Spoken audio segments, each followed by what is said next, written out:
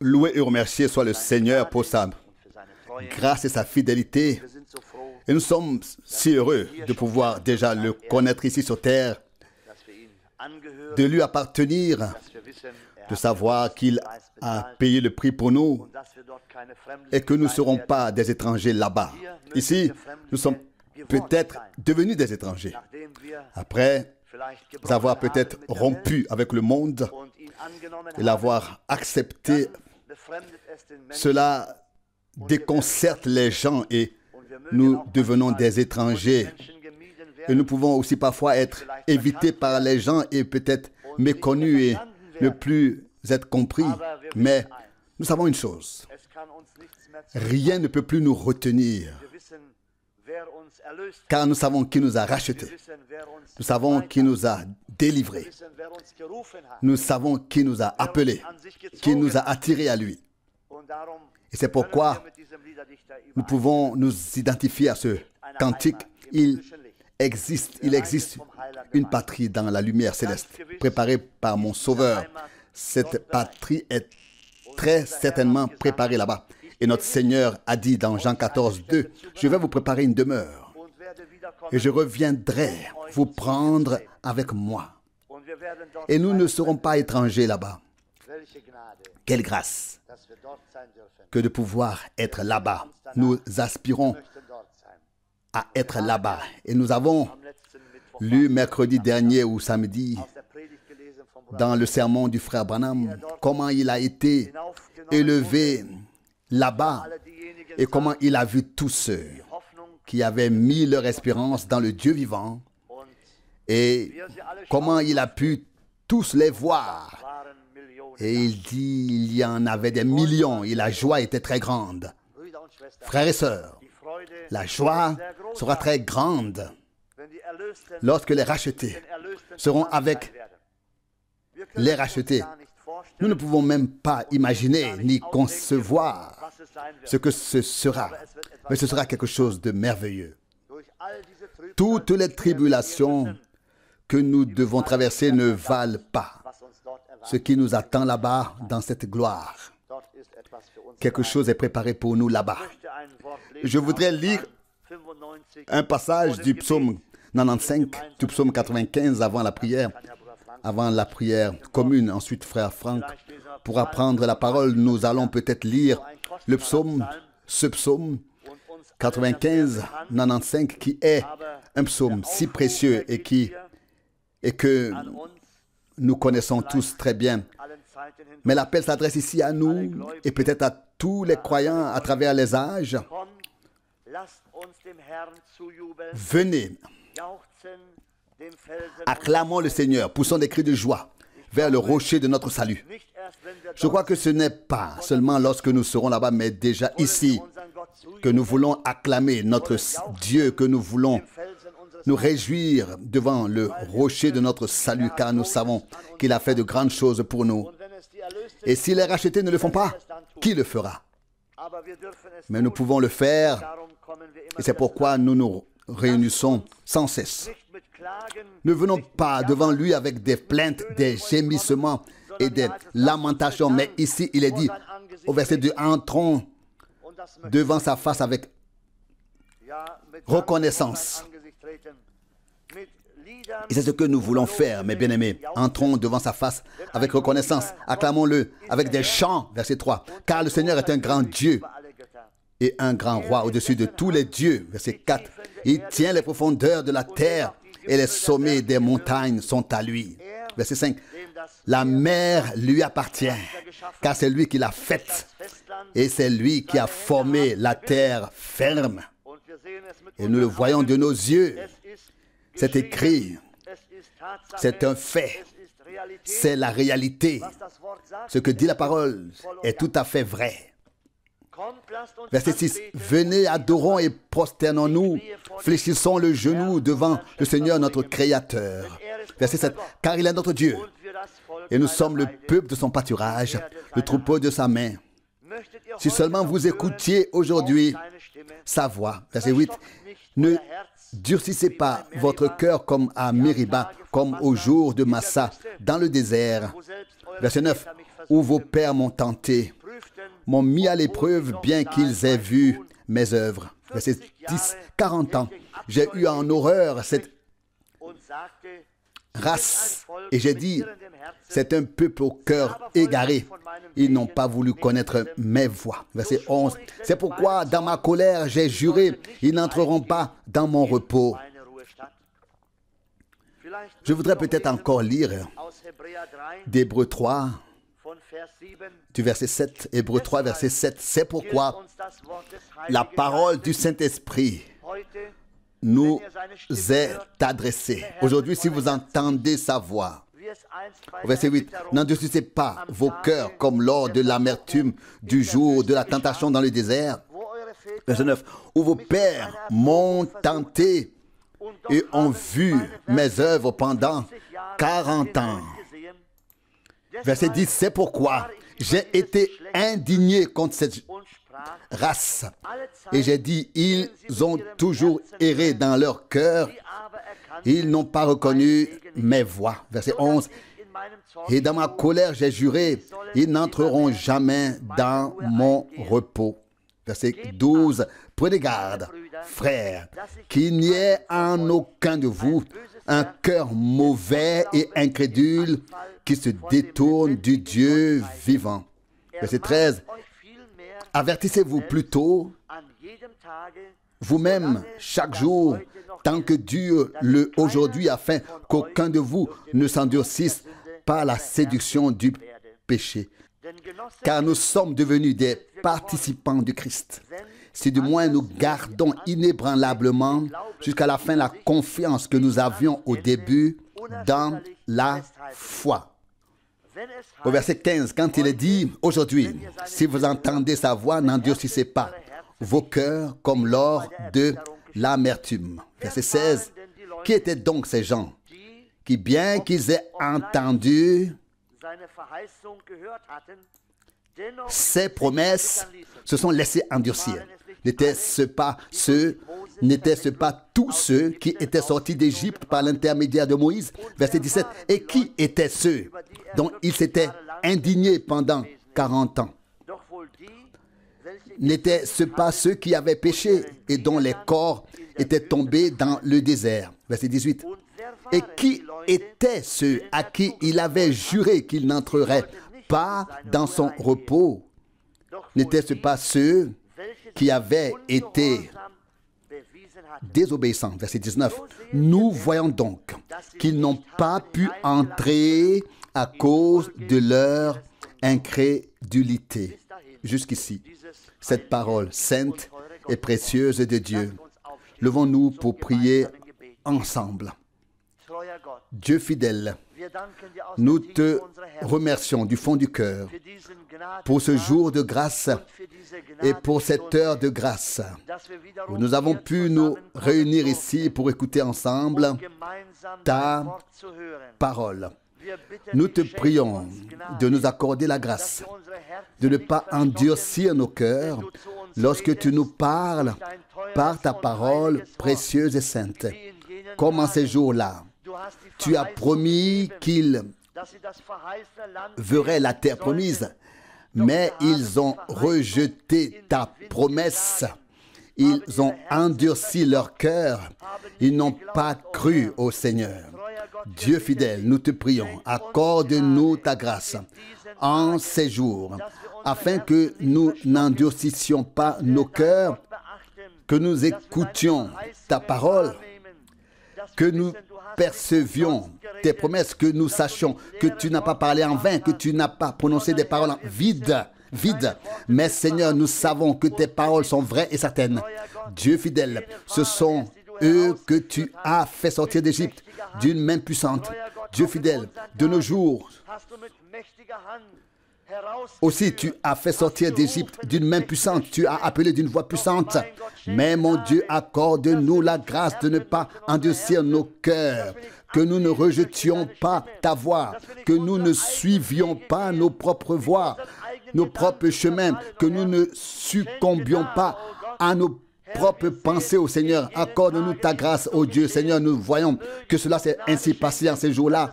Accorde-nous ta miséricorde afin qu'il en soit autrement aujourd'hui, afin que lorsque nous entendons ta voix, nos cœurs s'ouvrent et accueillent ta parole. Dieu fidèle, accorde-moi ta miséricorde. Accorde ta miséricorde à tous ceux qui ont entendu ta parole aujourd'hui. Seigneur, nous savons que l'ennemi a été capable en ces jours-là de les détourner de tout. De nos jours aussi, ô Seigneur, l'ennemi s'efforce de disputer à ton peuple ta parole et tout le reste, Seigneur. Mais, Seigneur, tu veux bien aider et accorder ta grâce aussi ce soir. Seigneur, alors que nous sommes ici réunis dans ton merveilleux et glorieux nom de Jésus, accorde la grâce d'entendre et accorde aussi la grâce de parler et accorde-nous aussi des cœurs ouverts afin que nous puissions louer ton nom, te célébrer et te louer, Seigneur, te crier des cris de joie et t'offrir nos remerciements et notre louange pour tout au nom de Jésus. Alléluia. Amen. Amen. Nous nous asseyons. Frère Franck, aujourd'hui, je ne souhaite pas rester ici devant, à moins que nous ayons vraiment de bonnes questions. Aujourd'hui, nous allons avoir une étude biblique. Oui. Louange et grâce soient rendues au Seigneur. Nous sommes très reconnaissants d'être ici et d'avoir accueilli nos frères de Pologne pendant quelque temps. Peut-être ont-ils une question. Il serait très important de savoir s'il y a des questions. Et j'espère qu'il y aura vraiment de belles questions sur la patrie ce soir, pas des questions sur le fait d'être sans patrie, loin de chez soi, mais des questions qui nous préoccupent tous, des questions bibliques, afin que nous ne nous contentions pas de prêcher et de prêcher, mais que nous apprenions aussi où le bas blesse. Avons-nous des questions? Oui, s'il vous plaît. La question se rapporte au sermon de dimanche matin, à savoir ce que signifie le fait que les vierges aient emporté avec elles en plus une cruche d'huile. La cruche d'huile que les vierges ont emportée avec elles. La question est donc la suivante. Que signifient les cruches dont il est question dans Matthieu 25 qui font la différence entre les vierges sages et les vierges folles? Telle est la question. C'est la question la plus difficile qui puisse être posée. Et frère Helmut, je vais te le dire pourquoi. D'après la Bible, nous savons très bien et à 100% que l'huile est toujours une référence au Saint-Esprit. Nous ne sommes pas les seuls à l'avoir compris, nous ne sommes pas les seuls à le savoir. En réalité, tous ceux qui ont été éclairés par le Saint-Esprit l'ont compris. Cela devient maintenant difficile lorsque nous lisons que les lampes brûlaient, donc qu'elles contenaient déjà de l'huile, sinon elles n'auraient pas pu brûler, et qu'il y avait ensuite des cruches avec de l'huile de réserve pour pouvoir les remplir. Il devait donc s'agir de la même plénitude de l'esprit que l'on avait en réserve pour pouvoir y recourir. Supposons maintenant que l'une était l'expérience commune du baptême du Saint-Esprit. D'accord? Alors, les 10 l'avaient tous, car ils étaient tous purs, c'étaient tous des vierges. Elles allaient toutes à la rencontre de l'époux, elles attendaient toute la venue du Seigneur. Il n'y avait aucune différence à ce moment-là. Cela n'est devenu évident qu'au moment même du retour du Seigneur. C'est seulement alors que les 5 folles ont remarqué qu'il manquait quelque chose. Une autre question va suivre. Oui, bien aujourd'hui, vous pouvez tous, sœurs et frères, vous pouvez tous poser des questions. Frère Franck, dans le sermon, le seul lieu d'adoration, frère Branham en parle et dit que cette huile qui coule signifie aussi la parole qui coule toujours vivante par le Saint-Esprit. Est-ce cela? C'est ce à quoi nous voulions en venir en fait. Le Seigneur dit dans Jean 6, verset 63, « Mes paroles sont esprit et vie. » Donc, ce n'est donc pas seulement une expérience ou un événement, un vécu, mais une vie qui doit être nourrie, alimentée. La vie de l'Esprit lui-même ne peut être nourrie et alimentée que par l'Esprit. Puisqu'il s'agit bien sûr de la parole qui a été révélée par l'Esprit, nous sommes bien sûr certains, lorsque nous disons que ce n'est pas seulement l'expérience du baptême du Saint-Esprit, d'avoir l'expérience du baptême du Saint-Esprit réellement, mais que nous pouvons toujours puiser à nouveau dans la parole mise à notre disposition par l'Esprit, que tout ne sera pas épuisé. Oui, je vous en prie. Frère Branham dit aussi dans son sermon que chaque nouvelle parole qui vient par l'Esprit est une nouvelle possibilité pour l'épouse de se parer, un habit, une nouvelle parure, ou c'est ainsi qu'il l'exprime, c'est la parure de l'épouse. Est-ce cela? Oui, en fait, une seule et même chose peut avoir tant d'applications différentes d'un point de vue spirituel. Le Seigneur en lui-même, il est la vie, il est la vérité, il est le chemin, il est le but, il est le Fils de l'homme, le Fils de Dieu, le roi, le sacrificateur, le prophète. Et la parole est lumière. Ta parole est une lampe à mes pieds. Lavé dans le bain d'eau de la parole. Voici soudain que c'est un bain. L'homme ne vit pas seulement de pain, mais de toute parole qui sort de la bouche de Dieu. Alors tout d'un coup, c'est la nourriture. Oui, c'est une multitude.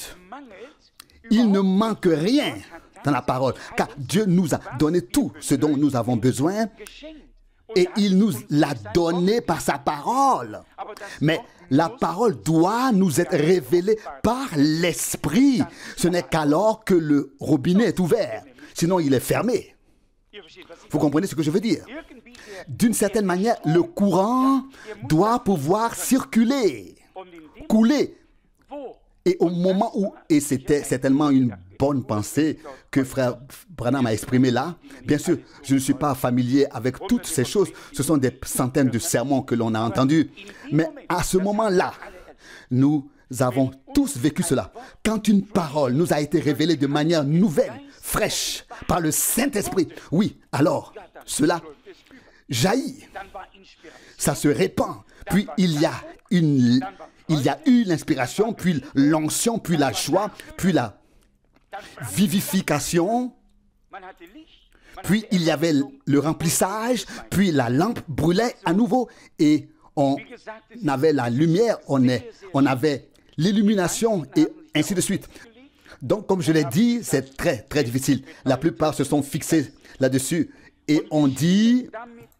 Cela signifie le baptême du Saint-Esprit. Et nous sommes entièrement d'accord avec cela. Mais pas seulement. Des millions de personnes sont baptisées dans l'Esprit ces jours-ci.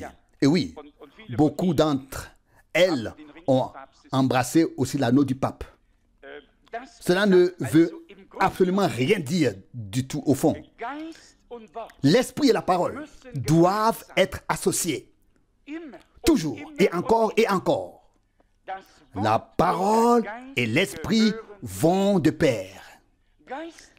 L'Esprit sans la parole plane au-dessus des profondeurs et il ne se passe rien. Genèse 1, verset 2. La parole sans l'Esprit est une lettre morte avec laquelle nous pouvons peut-être encore tuer quelqu'un, mais rien de plus. Mais lorsque l'esprit et la parole se rencontrent, il doit se passer quelque chose. Et il se passe effectivement quelque chose. Et je crois que c'est là tout le mystère.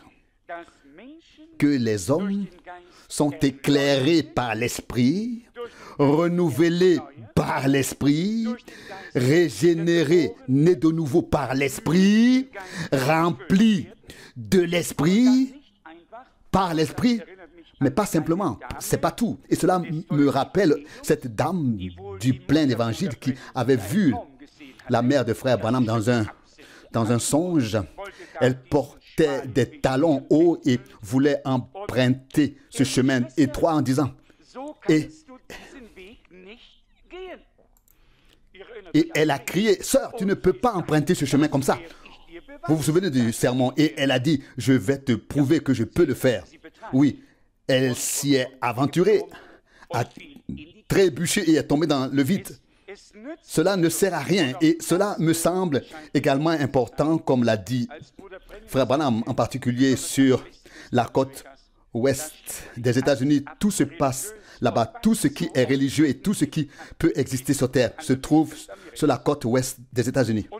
Et il disait, chaque fois que je reviens, malgré mes prédications si dures, la situation est pire qu'avant. Oui. Et pourtant, il y a là-bas des millions de personnes qui sont baptisées du Saint-Esprit. Mais elles n'ont pas du tout entendu ce que l'Esprit avait à leur dire par la parole. Elles se disaient, cet homme serait mieux dans la brousse. Hein? Et ils n'ont pas compris que Dieu leur avait parlé en toute simplicité par la bouche des hommes. Comment Dieu a-t-il parlé au jour de Noé? Du ciel, par l'intermédiaire d'un ange, il y avait un homme simple. Soudain, cet homme simple est devenu un prophète. Parce que la parole du Seigneur lui était parvenue. Ceux qui l'écoutaient, écoutaient Dieu. Ceux qui croyaient en lui, croyaient en Dieu. Ceux qui lui obéissaient, obéissaient à Dieu. Et qui était Moïse? Moïse, si l'on y regarde de près, était d'abord un meurtrier. Il a tué l'Égyptien, il a regardé à droite et à gauche, il a enterré dans le sable, puis il a poursuivi son chemin. Et ensuite, il est devenu un grand prophète. Et ceux qui l'écoutaient, écoutaient Dieu. Ceux qui le croyaient, croyaient Dieu. Et ainsi, nous sommes convaincus que les personnes qui ont reçu la grâce de Dieu, qui l'ont vraiment reçu, qu'elles ne se contentent pas de parler ou de chanter la grâce, mais qu'elles la manifestent dans leur vie, qu'elles reconnaissent les voies de Dieu et les suivent dans ce temps présent. Qu'a lu frère Rousse dans le psaume 95, mais ils n'ont pas reconnu mes voix. Et dans 1 Corinthiens 10, ils buvaient de l'eau spirituelle qui était Christ. Ils mangeaient la nourriture spirituelle. Ils étaient baptisés en Moïse dans la mer et dans la nuée. Ce qui atteste qu'ils étaient baptisés dans l'eau et par l'Esprit. C'est très clair, car c'est ce qui est écrit dans Néhémie chapitre 9, verset 20. Et tu leur as donné ton bon esprit pour les conduire. Et ensuite, l'incrédulité, la désobéissance s'est introduite et un seul homme est venu. C'était Balaam. Et il a dit, nous les Moabites et vous avez un Dieu. Nous traduisons le sermon aujourd'hui. Et puis, il a dit, nous allons faire une fête commune. Et déjà, la fête était là. Et frère Branham dit, jamais, jamais, Dieu ne leur a pardonné ce péché. C'est une belle chose d'avoir été appelé par Dieu, d'avoir été appelé à sortir par Dieu, une chose merveilleuse. Mais cela implique une grande responsabilité. Lorsque nous avons été éclairés dans un âge prophétique, je ne pense pas que Dieu puisse être aussi sévère en période d'ignorance. Il est dit dans les Actes des Apôtres, Dieu a passé outre les temps de l'ignorance. Mais dès l'instant où Dieu se révèle, où Dieu manifeste et fait connaître sa volonté, c'est une chose sérieuse à prendre. Et là, nous devons croire et obéir. Oui. Avons-nous compris cela? Je vous en prie. J'ai encore une question. Elle concerne le passage de Philippiens 1 et 2 où il est question de la manière dont l'Église doit être dirigée et où il est dit que nous devons être d'un même esprit sans discuter pour savoir qui a raison, etc. Quelle est la signification de cela pour notre situation actuelle en référence à Philippiens 1, verset 27. Philippiens 1, verset 27. Oui. Philippiens 1, verset 27. Seulement, conduisez l'assemblée d'une manière digne du message du salut de Christ. Car je veux, si je viens, vous trouver, ou si je reste absent, entendre dire que vous demeurez ferme dans un même esprit, combattant d'un même cœur pour la foi du message du salut. Oui, en substance, cette parole nous rappelle l'état originel de l'Église primitive. Cette Église ici et donc aussi nous aujourd'hui. Au début, il n'y avait que des hommes établis par Dieu qui étaient habilités, qui avaient la permission divine à prendre la parole. Pierre a dit, Actes apôtres 15, 7, vous savez que Dieu m'a désigné parmi vous pour cela. Actes 15, 7. Oui, dès le premier chapitre des Actes des apôtres, au chapitre 15, mais ensuite, après environ 20 ou 30 ans, il y a eu une phase où tout a changé. Certains ont prêché le Christ par obstination, par dispute, par dogmatisme. Philippiens 1, 17. Je crois que c'est écrit. Je vais vérifier. Je ne le savais pas avant, mais je savais que c'était écrit quelque part. Mais c'est écrit ici au verset 15. Philippiens 1, 15. Certains, certes, prêchent le Christ par envie et par esprit de querelle, mais d'autres le font avec de bonnes intentions. Verset 16. Philippiens 1, 16. Les uns par amour pour moi, sachant que je suis destiné à défendre le message du salut, ou alors de l'évangile. Verset 17, il dit, frère Franck, ici.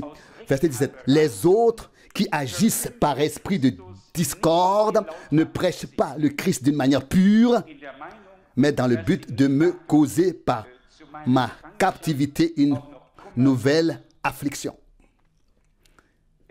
Il n'y a rien de pire pour un homme de Dieu que de voir que quelque chose est fait arbitrairement dans le royaume de Dieu.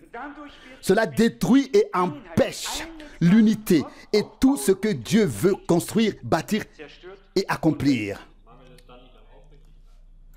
Question. Y a-t-il alors un manque de sincérité?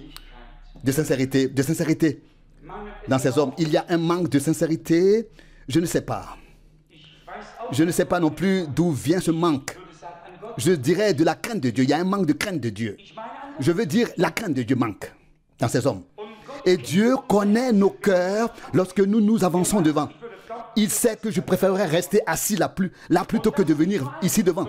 Et ce n'est pas seulement une fois, mais à chaque réunion, à chaque fois. Ce qui manque, c'est la crainte de Dieu. Avant tout. On parle toujours d'amour, qu'il soit présent ou non.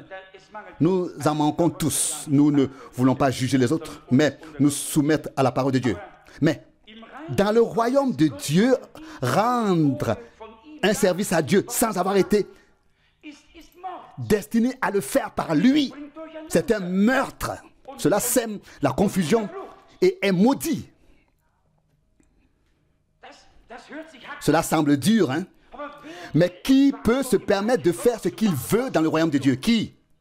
Oui, mon Dieu, où cela nous mènera-t-il? Ce n'est pas possible. Si la Bible dit Dieu a établi dans l'Église, alors il a établi et c'est lui qui le fait. Oui, et s'il a établi, cela doit bien se manifester d'une manière ou d'une autre, n'est-ce pas? Alors, cela doit se manifester. Et ce n'est pas que je veuille faire référence à la situation dans notre environnement, mais la douleur est insupportable. Il y a un frère qui dit quelque chose que je n'ai pas pu traduire, note du traducteur. J'aimerais que ce soit vrai. J'aimerais que ce soit vrai ce que tu as dit. Il y a une parole que nous avons déjà lue plusieurs fois ici et j'espère de tout cœur qu'il ne s'applique pas. Mais il est écrit dans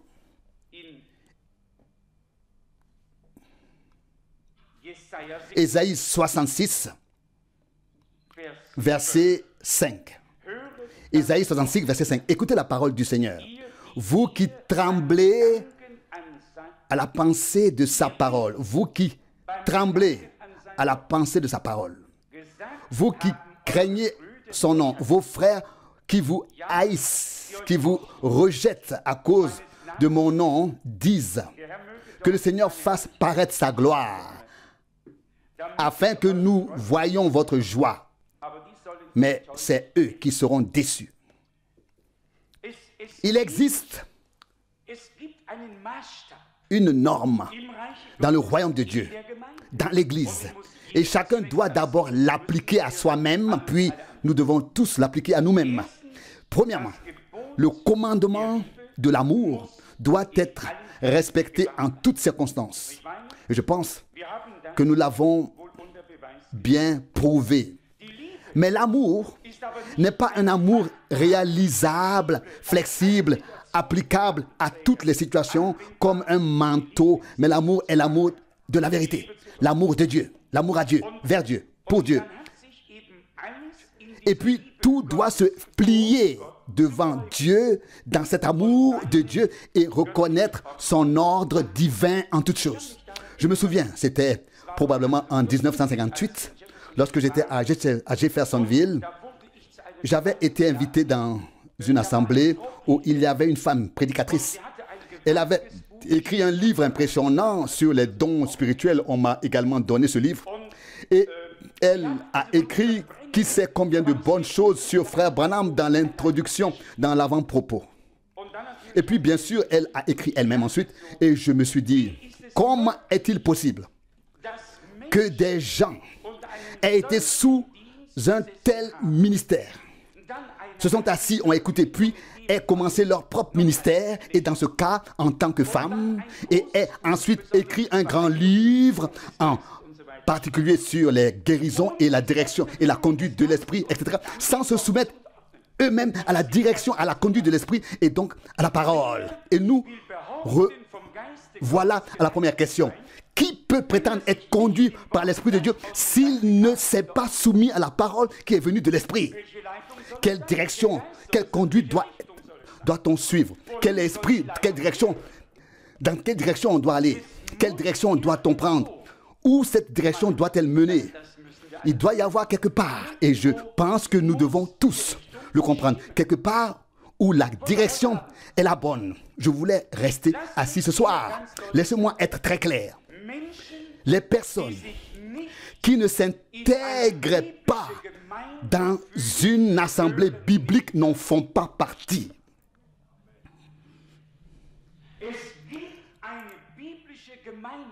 Il existe un ordre de l'Église et on ne peut pas dire « oui, ça ne me convient pas, je m'en vais ». L'autre dit « oui, cela ne me convient pas non plus, donc je m'en vais ». Le troisième dit « je veux faire autre chose, donc oubliez ça ». Oubliez ça. Chacun quitte l'assemblée et fait sa propre chose. Cela n'existe absolument pas. Là, l'Église biblique a un chef, a une tête. Et ce chef, c'est le Christ. Et les membres sont reliés les uns aux autres, comme le dit la parole de Dieu, et sont maintenus et solidement assemblés par le chef afin de pouvoir accomplir leur service dans l'amour. C'est cela, l'Église biblique. Et tout le reste ne peut être que autre chose, ça ne peut pas exister, sinon nous devrions renverser la parole de Dieu. Un frère pose une question. Oui, alors une autre question se pose naturellement dans une assemblée biblique. Il doit bien sûr y avoir aussi l'activité des dons. C'est vrai. Et là, nous avons fait l'expérience et avons finalement compris, je l'ai encore lu aujourd'hui lors de l'Église, que les dons ne doivent pas simplement être utilisés ici et là, mais devant Dieu dans la prière avant le début du service divin afin d'éviter tout préjudice public. Et cela est libre. Et nous tenons à souligner que cela devrait être appliqué, que les frères ou les sœurs qui se sentent poussés intérieurement et sont certains d'avoir des dons de l'esprit devraient saisir cette occasion à tout prix. Je pense que nous avancerions beaucoup mieux ainsi. Si tous ceux qui ont un don de l'esprit prenaient la chose aussi sérieusement qu'un ancien doit l'apprendre, qu'un prédicateur ou tout homme de Dieu doit l'apprendre lorsqu'il a un ministère. Je m'adresse maintenant à tous ceux qui ont un ou plusieurs dons de l'esprit. Si nous prenions ensemble la cause de Dieu aussi sérieusement et si elle nous tenait autant à cœur, car que dit Frère Branham? Il dit, il y a des jeunes qui n'arrivent pas à percer. Il y a quelque chose de caché dans leur vie. Ils prient et prient, mais ils n'avancent pas. Il dit, alors utilisez vos dons. Et quelque chose sera révélé pour aller vers ces personnes concernées et leur dire, écoute, c'est là que le diable a pris pied dans ta vie. Et alors, on leur viendra en aide. Mais ce ne sont pas seulement des paroles générales qui sont prononcées dans l'assemblée. Nous entendons cela depuis 30 ans. Une chose doit venir de manière très ciblée. Ma question est simplement la suivante. Un frère pose une question. Comment pouvons-nous y parvenir à cela? C'est pourtant le désir de nous tous.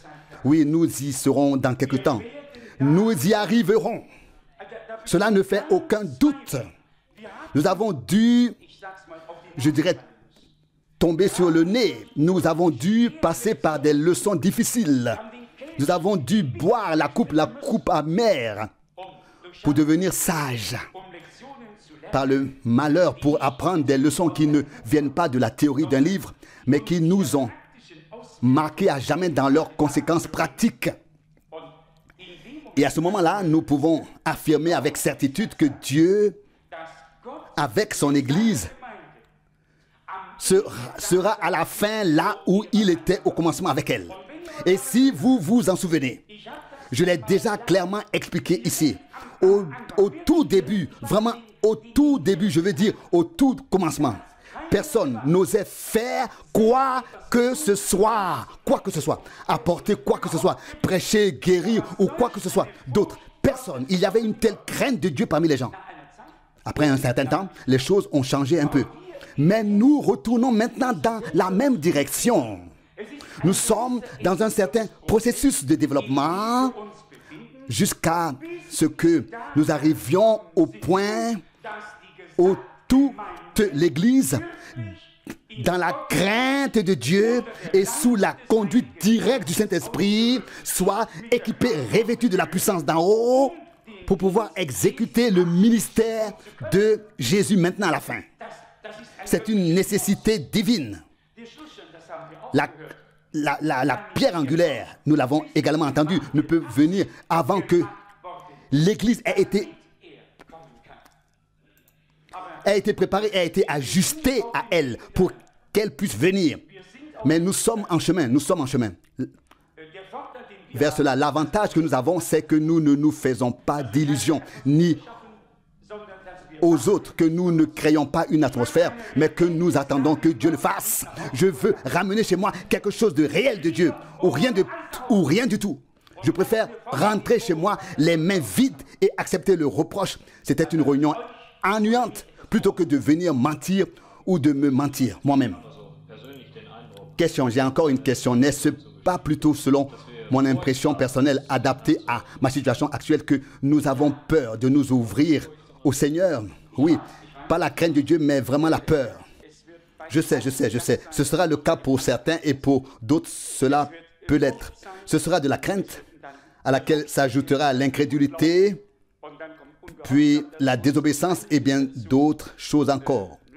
La crainte ici liée à la peur. Certains auront peut-être peur, peur de faire une erreur. Mais dans l'ensemble, je pense qu'à l'heure venue, sans que nous ayons besoin de nous faire une idée précise, Dieu agira comme il le fera en temps voulu. Soyez honnêtes. Comment Dieu nous a-t-il vraiment conduit au cours de ces années, de clarté en clarté, de sorte que nous avons pu exposer bibliquement? Oui, toutes ces choses. Oui, j'aurais presque dit, comme frère Branham ne l'a pas fait. Mais vous savez ce que je veux dire. Un prophète ne peut parler de lui-même. Cela doit être éclairé d'une manière ou d'une autre par la suite. Jésus, notre Seigneur, a ensuite éclairé le ministère de Jean-Baptiste, l'a éclairé bibliquement et il a dit, Matthieu 11, 7, qui vouliez-vous voir? Un homme vêtu d'habits doux? Non, un prophète. Et puis il a dit, c'est de lui dont parle Ésaïe dans Ésaïe 40, verset 3. C'est ainsi que Dieu nous a accordé sa grâce pas à pas. Après cette année d'abondance, nous allons bientôt connaître 6 années de disette. Et puis, à un moment donné dans ce cycle divin, quelque chose doit arriver. Il ne peut en être autrement. Mais laissez-moi vous dire ceci. Il n'y aura plus de compromis. Il n'y aura plus de compromis. Oui. C'est ainsi que nous voyons les choses. Dieu tracera une ligne claire. Son langage sera si clair que tout le monde le comprendra. Et ceux qui sont prêts à s'y soumettre, Dieu leur fera grâce. Oui. Quelqu'un d'autre a-t-il une question? Oui, question. Pourrais-tu nous expliquer pourquoi un être humain doit naître de nouveau et pourquoi a-t-il ensuite besoin du Saint-Esprit? Pourquoi un être humain doit naître de nouveau et pourquoi il a besoin du Saint-Esprit? Pourquoi doit-il être né de nouveau et pourquoi doit-il recevoir le Saint-Esprit? Oui, on peut en faire le résumé brièvement. Tout comme l'être humain naît dans ce monde pour y vivre, exister, être, il doit naître de nouveau pour pouvoir vivre, exister et être là-bas. Tout comme sur terre, une union, une semence est nécessaire pour que la vie puisse naître, une fécondation est nécessaire. Il est nécessaire que les hommes reçoivent la semence de la parole de Dieu dans leur cœur, qu'ils le fassent avec foi. Leur cœur est donc saisi. Quelque chose se met en mouvement par l'Esprit de Dieu. Et puis ensuite, l'Esprit de Dieu rend vivant la parole de Dieu dans cet homme. Et seule cette expérience venant de Dieu conduit à la nouvelle naissance. Je ne sais plus à qui j'ai dit ces choses. Si ces jours-ci que nous avons formé des gens au royaume de Dieu, nous les avons formés dans le royaume de Dieu. C'est vrai que nous prêchons pour que les gens entrent dans le royaume de Dieu, chacun à sa manière, les pentecôtistes à la manière pentecôtiste, nous à notre manière, les baptistes à leur manière, et tous amènent les gens dans le royaume de Dieu à leur manière. Et puis frère Branham dit, ce ne sont pas les enfants de Dieu, ce sont les enfants des baptistes, ce sont donc les enfants de leurs assemblées ou de leurs confessions respectives. J'aspire au jour. Je l'ai dit ici lorsque nous avons vécu cette expérience-là, le dernier dimanche du mois dernier en Suisse, dans la maison où environ 20 personnes étaient présentes lorsque l'Esprit de Dieu est descendu sur des gens qui ne savaient qu'une chose, c'est qu'ils devaient me demander de venir chez eux. Personne n'avait prévu qu'il y aurait environ 20 personnes. Mais d'un moment à l'autre, l'Esprit de Dieu a commencé à agir. Les uns ont commencé à prier. Une sœur s'est agenouillée. Les autres aussi. Quelque chose se passait dans toute la pièce. Et c'était l'œuvre directe du Saint-Esprit. Et c'est ce dont nous avons besoin.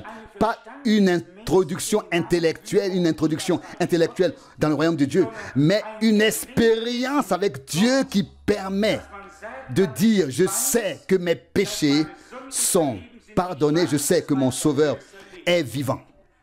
Aussi vrai que le soleil brille dans le ciel, moi, pécheur, j'ai obtenu le pardon. que cela devienne une certitude de foi grâce à une expérience avec Dieu.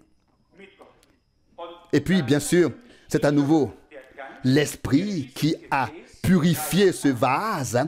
C'est le même Esprit qui le remplit ensuite. Mais nous avons déjà répondu à cela, ta question aussi, et nous arrivons maintenant à la fin. Avec Philippiens 1 et 2, nous souhaitons que Dieu rende cette parole vraie.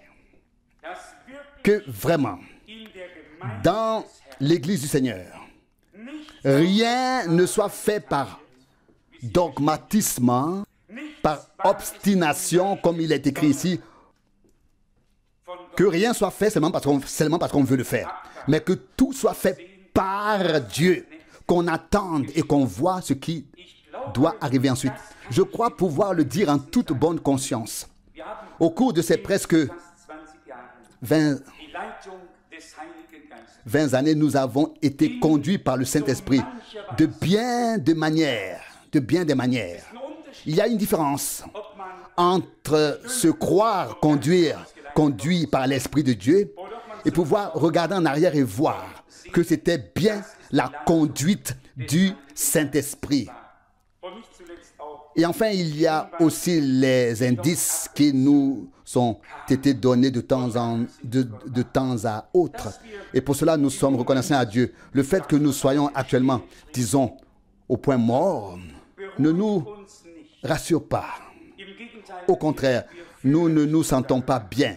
Mais toute entreprise personnelle, la plus grande, un programme gigantesque que je pourrais vous présenter ici aujourd'hui pour notre pays, pour l'Europe et pour le monde entier, ne serait pas la réponse.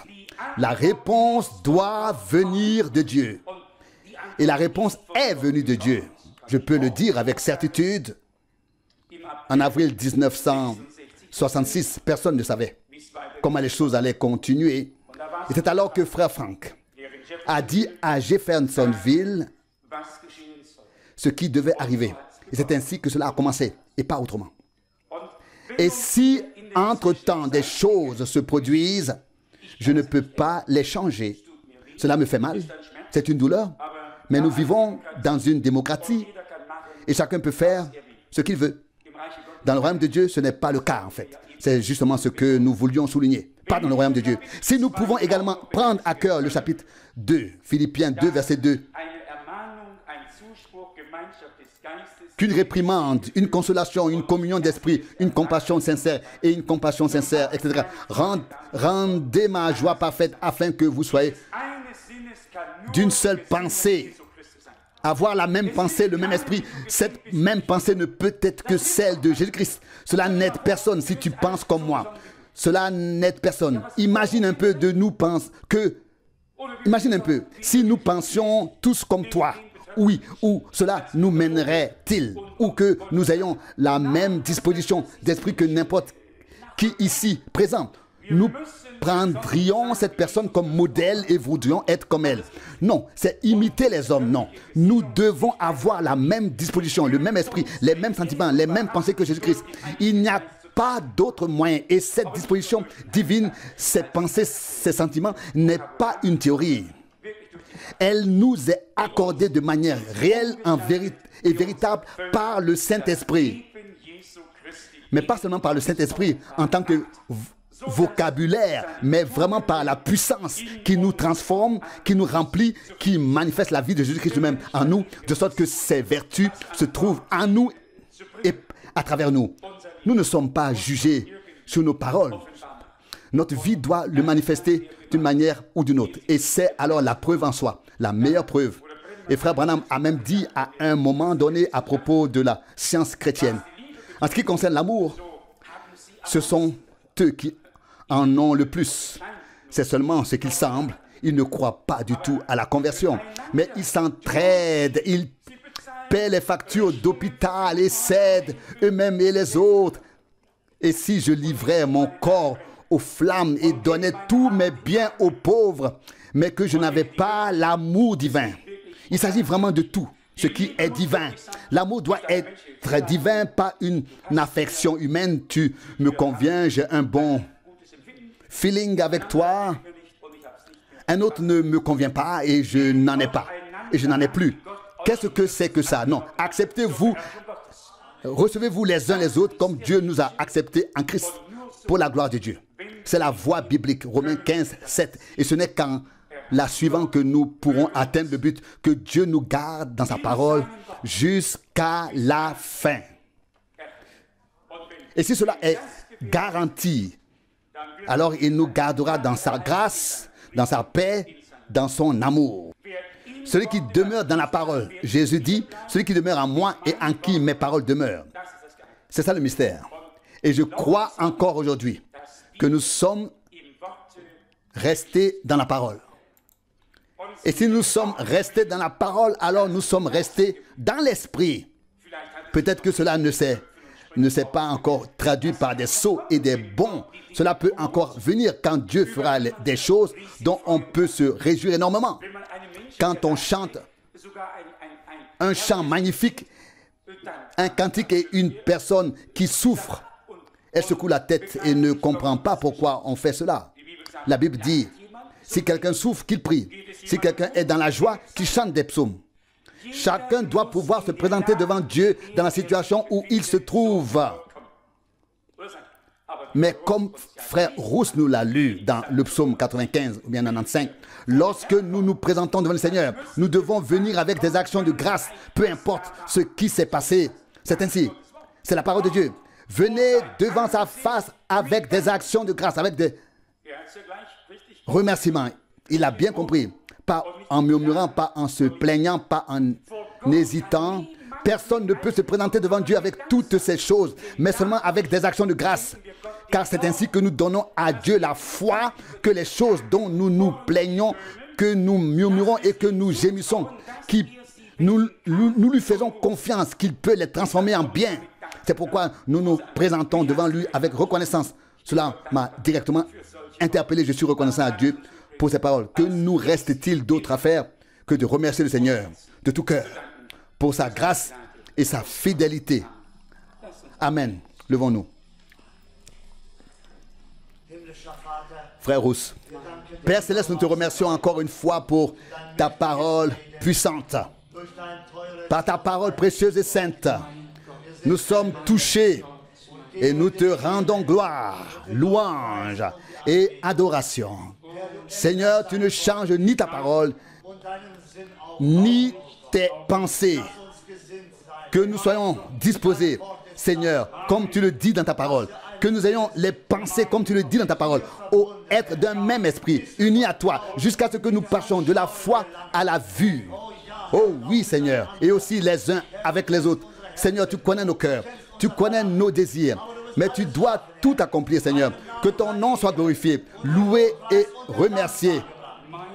Au nom de Jésus. Amen. Frère Franck. Père Céleste, je te remercie de tout cœur pour ta parole précieuse et sainte, pour le Saint-Esprit qui agit en nous et rend la parole vivante en nous, la transformant en une réalité divine. Seigneur, nous te remercions de nous avoir aidés jusqu'à présent et tu continueras à le faire. Je te remercie pour ton sang versé, pour ta parole et pour ton Saint-Esprit. Garde-nous dans ta grâce et sois avec nous et avec tout ton peuple sur toute la terre. Seigneur, fais enfin entendre ton appel. Laisse mon peuple partir afin qu'il me serve. Seigneur, à la fin, tu le feras et cela sera manifesté. Loué soit ton Saint-Nom. Amen.